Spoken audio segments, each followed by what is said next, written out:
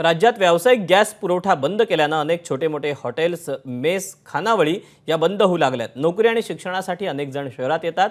त्यांचं जेवण हे पूर्णपणे खानावळींवर अवलंबून असतं, हॉटेलवर अवलंबून असतं। मात्र आता हेच सर्व बंद होऊ लागल्यानं अनेकांची गैरसोय होऊ लागली।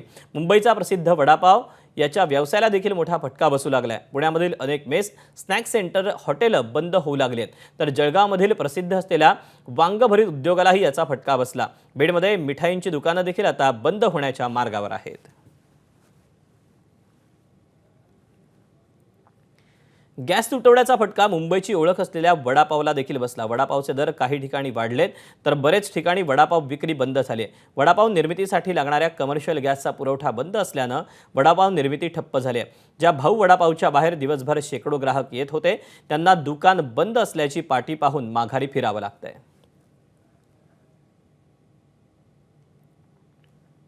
राज्यात सुरू असलेल्या गॅस तुटवड्याचा सर्वाधिक परिणाम हॉटेल व्यावसायिकांना बसतोय। पुण्यातील अनेक हॉटेल, उपाहारगृह यांनी त्यांच्या मेन्यूतील अनेक पदार्थ कमी केले, तर काही ठिकाणी पुणेरी शब्दात नागरिकांच्या सवयीचे पदार्थ सुद्धा मिळणार नाहीत अशा पाट्याही लागल्या। गॅस नसल्यामुळे एका उपाहारगृहात कडक पाव, कडक भाकरी आणि थालीपीठ मिळणार नाही असा बोर्ड देखील लावण्यात आला आहे।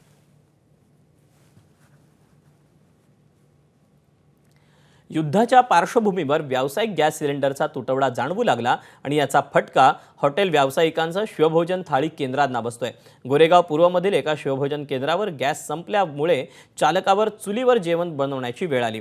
गरीब जेवणापासून वंचित राहू नये म्हणून केंद्र चालकानं तात्पुरती हॉटेलमध्ये चूल तयार करून त्यावर स्वयंपाक सुरू ठेवला। मात्र या परिस्थितीमुळे अडचणी वाढत असल्याचं त्यांनी सांगितलं। सरकारनं शिवभोजन केंद्रांना प्राधान्यानं गॅस सिलेंडर उपलब्ध करून द्यावेत अशी मागणी आता केंद्र चालकांकडून होतीये। जळगावचा खमंग भरीत अशी ओळख असलेला भरीत उद्योग सध्या इंधन अभावी संकटात आलाय।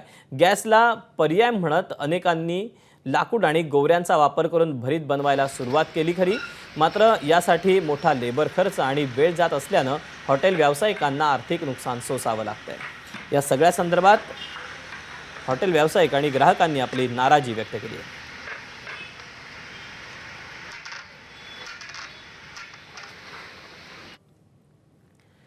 शेगाव म्हटलं की डोळ्यासमोर उभं राहतं ते श्री संत गजानन महाराज समाधीस्थळ आणि शेगाव येथील सुप्रसिद्ध अशी कचोरी। देशातील कुठलाही भाविक शेगावला गेल्यानंतर संत गजानन महाराजांचं दर्शन घेतल्यानंतर शेगावमधील खमंग कुरकुरीत अशा कचोरीचा आस्वाद घेतल्याशिवाय राहत नाही। मात्र आखाती देशातील युद्धामुळे निर्माण झालेल्या गॅस टंचाईमुळे याचा फटका शेगावमधील कचोरीलाही बसला। व्यावसायिक गॅस सिलेंडर टंचाईमुळे शेगावमधील कचोरीचे भाव वाढलेत। गेल्या आठवड्यात शेगाव कचोरी 10 रुपयाला मिळत होती, ती आता 2 रुपयांनी वाढून 12 रुपयाला झाली। व्यावसायिक गॅस सिलेंडरचे भाव वाढल्यानं ही भाववाढ झाल्याचं बोललं जात आहे। मात्र याचा भुर्दंड सर्वसामान्य कचोरी खवय्यांना बसतो आहे। आता मी कचोरीचे भाव 12 रुपये प्रति नग केले आहे।